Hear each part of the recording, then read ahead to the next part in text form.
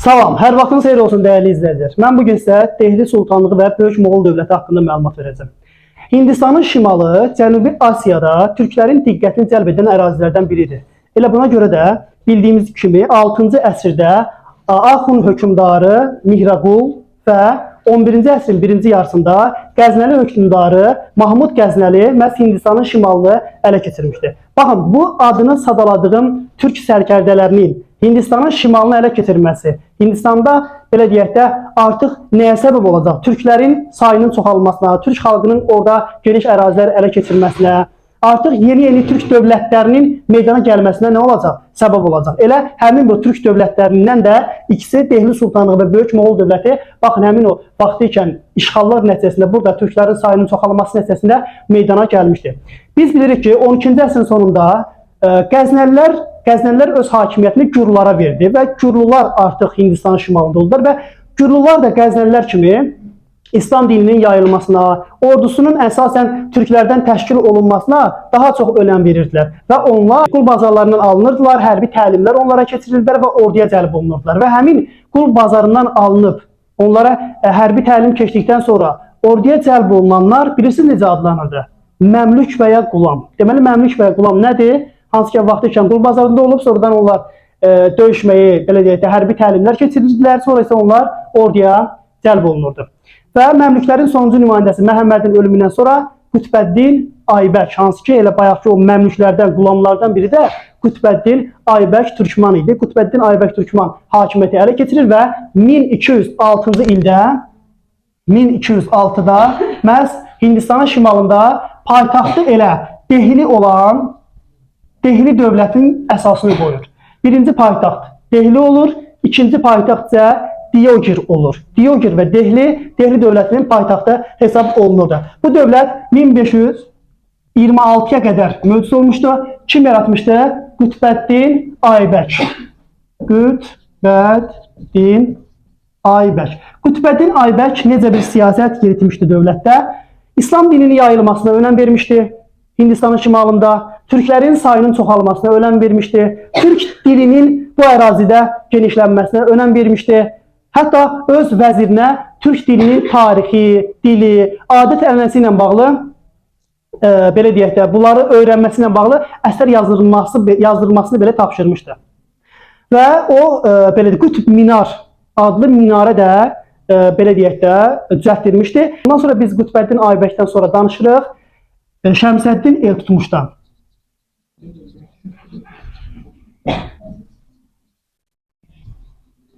Şəmsəddin Eltutmuşun dövründə də Hindistanın şimalında bəzi ərazilər ələ keçirilir. Eyni zamanda dövlətin şərqində də bəzi ərazilər Dehli Sultanlığına tabe edilir. Və Şəmsəddin Eltutmuş Dehli Sultanlığına hücum edən Monqolların yürüşünü dəf etmişdi. Və Monqolların düşməni olan Xarəzmşah Cəlaləddinə sığınacaq vermişdir. Deməli, hər ikisinin düşməni eynidirsə, deməli, bunları bağlayan bir məsələ, bir qüvvə var. Yəni, həm Dehlinin, həm də Xarəzmşahlar, ikisi də Monqollara qarşı mübarizə aparırsa, deməli, Dehli ilə Xarəzmşahların yaxınlaşması həyatda ən normal hadisədir və Xarəzmşah Cəlaləddinə sığınacaq vermişdi, Şəmsəddin Eltutmuş. Daha sonra Monqolların, belə deyək də, təsirindən yayınmağa çalışan türkləri də məhz Dehli Sultanlığında Dehli Sultanlığına sığınmışdı. Bu da təbii ki, Eltutmuşun zamanında baş vermişdi. Daha sonra Eltutmuşun zamanında Eltutmuş geniş əraziləri, yəni uzaq məsafədə yerləşən vilayətləri mərkəzlə əlaqəsini möhkəmləndirmək üçün, yəni sərhəd bölgələrinin mərkəzlə əlaqələrini möhkəmləndirmək üçün bir sıra tədbirlər həyata keçirir. Gəlin görək, bunlar hansı tədbirlərdir? İqta sistemini həyata keçirmişdi, yəni İqta paylamışdı. Siz İqta bilirsiniz ki, xidmət müqabilində verilən torpaqlardır. Pul islahatı keçirmişdi və nizami ordu yaratmışdı. Deməli, İqta sistemini həyata keçirmişdi, pul islahatı və nizami ordunu həyata keçirmişdi ki, məhz ölkənin, belə deyək də, sərhəd bölgəsində yerləşən ərazilərdə mərkəzdən hesablaşın deyə. Və Abbasi xəlifəsi ilə Şəmsəddin Eltutmuş Abbasi xəlifəsi ilə dostluq münasibəti saxlamışdı və Abbasi xəlifəsi Eltutmuşa Hindistan Sultanı adını vermişdi. Şəmsəddin Eltutmuşdan sonra onun qızı gəlir hakimiyyətə. Bu, Türk İslam dünyasında ilk qadın hökmdarlardan olub Raziyə Sultan. Raziyə Sultan, belə deyək də, hakimiyyəti dövründə dövlət zəifləmişdi. Çünki ixtişaşlar baş vermişdi. İxtişaş nə deməkdir? Yəni qarşıdurmalar, hakimiyyət uğrunda mübarizələr baş vermişdi. Cəmi 2 cümlə deyirik bunun haqqında. Raziyə Sultandan sonra isə Qiyasəddin Balaban gəlir. Qiyasəddin Balaban. Qiyasəddin Balaban hərbi çevrilişlə, hərbiçilərin köməyi ilə hakimiyyətə gəlir və o ixtişaşları yatırır. Qiyasəddin Balaban da Monqolların hücumunu, Monqollara qarşı belə deyək də mübarizə aparır. Deməli Monqollara qarşı mübarizə aparması həm Şəmsəddin Eltutmuş üçün, həm də Qiyasəddin Balaban üçün oxşar cəhətdir. Mənim bu vaxta qədər danışdığım hökmdarlar Dehlidə Məmlük sülaləsindən idi. Dehli dövlətində biz əsasən 2 sülalədən danışırıq. Bir Məmlüklər sülaləsi, bir də Xələzər. Məmlüklərin hakimiyyət illəri burada qeyd edək.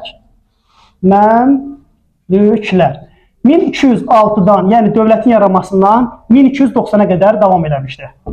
Amma Xələzər isə 1290-dan 1320-yə qədər. Bu da Xələzərin hakimiyyəti və Xələzərin nümayəndəsindən indi danışmaq istəyirəm. Bu şəxsin adı məhz Əlaəddin Xələzdir. Əlaəddin Xələz. Əlaəddin Xələzin zamanında Monqolların yürüşü tamamilə dəf edildi. Monqolların yürüşü tamamilə dəf edildi. Deməli, Monqollara qarşı mübarizə aparması Şəmsəddin Eltutmuş, Qiyasəddin Balaban və Əlaəddin Xələz oxşardır. Amma soruşulsa ki, Monqolların yürüşünü tamamilə dəf edən, yəni tamamilə Monqolların yürüşünün qarşısını alan kim olmuşdu? Əlaəddin Xələz olmuşdu. Əlaəddin Xələzin hakimiyyəti dövründə Hindistanın cənubu da tabe edilmişdi. Biz Hindistanın şimalının tabe edilməsini məhz Qütbəddin Aybəkdə dedik. Hindistanın cənubunu, yəni bütün Hindistanın tabe edilməsini isə Əlaəddin Xələzdə deyəcəyik. Eyni zamanda Əlaəddin Xələzin dövründə vergi islahatı keçirilmişdi, yəni vergi sistemi nizamlanmışdı və həm də Əlaəddin Xələzin dövründə xidmət müqabilində torpaqlar verilirdi. Biz adətən bu torpaqları necə adlandırırıq? İqd adlandırırıq. Onun sahibi zəmindar adlanırdı. Zəmindar. Deməli, zəmindar nədir? Xidmət müqabilində verilən torpağın sahibi, yəni iqtidar. İqtidarı biz nə də deyə bilərik, həm də zəmindar. Əlaəddin Xələz isə xidmət müqabilində torpaq verilməsini dayandırır. Və sual ortaya çıxır ki, bəs nə verir xidmətin qarşılığında? Pul şəkildə maaş verir. Aydın oldu mu? Deməli, xidmət müqabilində torpaq verilməsini dayandırır və pul şəkildə maaşı Əlaəddin Xələz verir. Bəs orada olan torpaqlardan, yəni o zəmindarlardan alınmış torpaqları kimə bağışlayır? Məhz geniş, çoxlu məhsuldarlıq əldə etmək məqsədilə kəndlilərə icarəyə verir. Sual düşsə ki, kəndlilərə pulsuz verir, bu səhvdir. Kəndlilərə bu torpaqlar necə veriləcək? İcarəyə veriləcək. Bu da Əlaəddin Xələz haqqında məlumat. Nəhayət gəldik 14-cü əsrin 80-ci illərinə, hansı ki 14-cü əsrin 80-ci illərində dövlət zəifləyir. Bunun səbəbi hakimiyyət uğrunda mübarizələr və hindililərin çıxışı. Çünki Hindistandan danışırsa, burada təbii ki, türklər yanaşı yerli xalq olan hindlilər də var və həmin hindlilər hakimiyyət uğrunda mübarizə aparırdılar və nəticədə təxmini bunu Hindistan, indi təbii ki, ekranda mən xəritəni verəcəm. Yəqin ki, xəritəni gördünüz. Hindistanın şimal hissəsində türklər, Hindistanın cənub hissəsində isə əsasən hindlilər yaşayırdı və artıq hindlilər Hindistanda bir sıra dövlətlər yaratmağa başladılar. Dehli ola-ola. Çünki artıq yavaş-yavaş Dehli sultanlığı zəifləmişdi. Bu zəifləmədən istifadə edən Əmir Teymur 1398-ci ildə Dehli sultanlığına hücum edir. Kim? Əmir Teymur və burada qarətlər, talanlar, dağıntılar həyata keçirir. Dehli sultanlığının iqtisadiyyatı zəifləyir. Dövlət artıq belə deyək də dağılmağa başlayır. Bu da Teymurun yürüşünün nəticəsi idi. 15-ci əsrin ortalarında isə yeni bir sülalə gəlir. Bu Əfqan mənşəli sülalə idi. 15-ci əsrin ortalarında Əfqan mənşəli sülalə hakimiyyətə gəlir. Amma bu zaman Dehli dövlətinin ərazisi 2 dəfə balacalaşır. Artıq şimalda türklərin, cənubda da hindililərin olmasına baxmayaraq ölkəni vahid dövlətlə birləşdirmək mümkün olmamışdı. Və ən sonda 16-cı əsrin birinci yarısında Hindistanda ən böyük dövlət Dehli sultanlığı olsa da amma möhkəm deyildi. Çünki biz sonuncu bir hökmdar olan İbrahim Ludidən danışmalıyıq. İbrahim Ludi öz hakimiyyətini möhkəmləndirmək üçün iri feodallara qarşı mübarizə aparır. Həmin o iri feodallar da gedirlər kömək üçün Zahirəddin Babura. Kabul hakimi Zahirəddin Babura müraciət edirlər. Zahirəddin Babur da 1526-cı ildə gəlir və Zahirəddin Baburla Z.B. İbrahim Ludi arasında Panipat döyüşü baş verir. Panipat və Zahirəddin Babur qalib gəlir. Beləliklə tarixdə Dehli Sultanlığının varlığına son qoyulur və yeni bir dövlət olan Böyük Moğol dövlətinin əsası qoyulur. Yəqin ki anladıq. Bir də təkrarını deyirəm. 1526-da Zahirəddin Babur İbrahim Ludini məğlub edir. Dehli Sultanlığının varlığına son qoyulur və tarixdə yeni bir dövlət Böyük Moğol dövləti yaranır. Və Böyük Moğol dövlətinin paytaxtı isə olacaq Agra şəhəri. Agra olur paytaxt. Bəs Zahirəddin Babur neyinir? Zahirəddin Babur da Hindistanın şimalında bir sıra əraziləri ələ keçirir. Amma Böyük Moğol dövlətinin Dehli Sultanlığından fərqli cəhətləri vardı. Fərqli cəhəti o ki, İslam dinini zorla yaymırdı. Ziyyə vergisini ləğv etmişdi və hindlilərin yüksək dövlət vəzifəsində işləməsinə icazə verirlər. Bu üç məsələ Böyük Moğolu Dehli Sultanlığından fərqləndirirdi. Zahirəddin Babur haqqında bu qədər. İndi isə Böyük Moğol dövlətinin ən güclü hökmdarı olan Əkbər Şah haqqında məlumat vermək istəyirəm. Hansı ki 1556-1605-ci illərdə hakimiyyətdə olub. Əkbər Şahın dövrü Qızıl dövrü adlanır. Niyə? Çünki hakimiyyət dövründə çoxlu uğurlara imza atıldığına görə Əkbər Şahın dövrü Qızıl dövr adlanır. Əkbər Şah dövlətdə ilk növbədə daxili tədbirlər görür. Gəlin onun daxili tədbirləri ilə tanış olaq. Birinci növbədə dini dözümlülük nümayiş etdirir. Sonra ortaya çıxır ki, dini dözümlülük nədir? Dini dözümlülük demək ki, yəni özü İslam ölkəsi olsa da başqalarının dininə hörmətlə yanaşır. Hindlilərin də dininə hörmətlə yanaşır. Hüquq bərabərliyi təmin olunur. Bərabərsizlik yox. Bu dini dözümlülük deməkdir. Əkbər Şahın zamanında vahid çəki və ölçü sistemi yaradılmışdı. Eyni zamanda vahid qanunlar qəbul olunmuşdu. Bir sözlə vahid, qanun, ölçü və çəki sistemi. Vergi sistemini nizamlayır və vergilərin mərkəz ərazilərdə kəndlilər vergini pulla ödəməli idi. Baxın, vergi əgər pulla ödənilirsə, bu bazar münasibətlərinin inkişafına səbəb olar da, iqtisadiyyatda canlanmaya səbəb olacaq. Ona görə də sual düşəndə ki, Moğol dövlətində iqtisadiyyatın inkişafına nə səbəb olmuşdu? Deyirsiniz ki, verginin pulla alınması. Vergi məhsulun 1/3-dən alınırdı. Vergini hökmdarın ən yaxın adamlarından olan cagirdarlar toplayırdılar. Cagir nə işə baxırdı?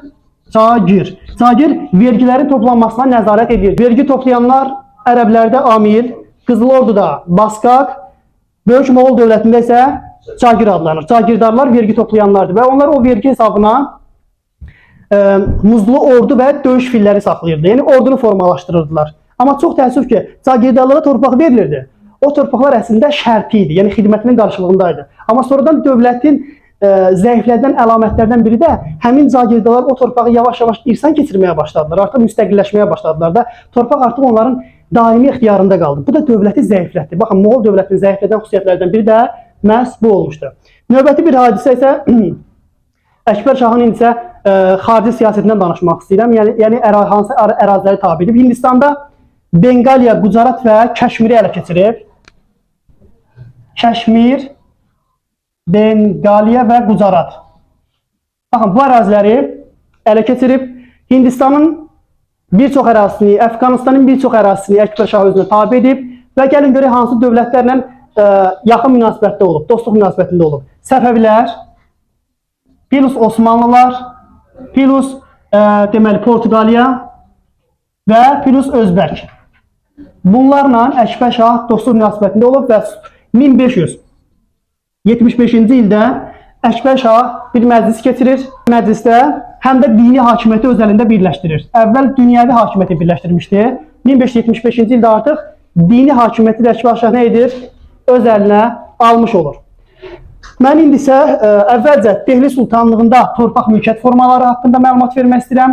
Dehli Sultanlığında elə ərəblər dövründə keçdiyimiz dövlət, yəni divan torpaqları, iqta, mülk, xas, sonra vəqif, icma.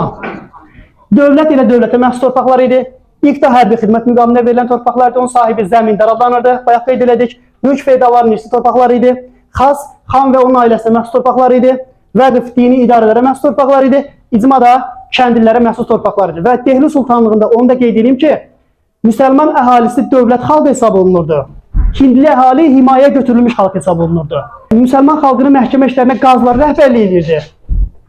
Amma Hindli xalqın məhkəmə işlərinə isə dövlət tərəfindən təyin olunmuş xüsusi adamlar həyata keçirirdi bu işləri. Yəni məhkəmə işlərini müsəlmanlara qazılar, hindlilərdə isə dövlət tərəfindən təyin olunmuş şəxslər həyata keçirirdi. İndi isə Böyük Moğol dövlətində torpaq mülkiyyət formaları haqqında danışmaq istəyirəm. Burada da dövlət dövlətə məxsus torpaqlar idi. Sonra cagir torpaqları var idi. Zəmindarlıq var idi. Və bir də soyurqal, bir də mülk. Gəlin bunların fərqini izah edək. Dövlət xalisə ilə dövlətə məxsus torpaqlar idi. Cagir torpaqları müsəlmanlara məxsus idi, xidmət müqamında verilirdi. Bunu biz nə ilə oxşa götürə bilərik? Dehlidəki iqta ilə.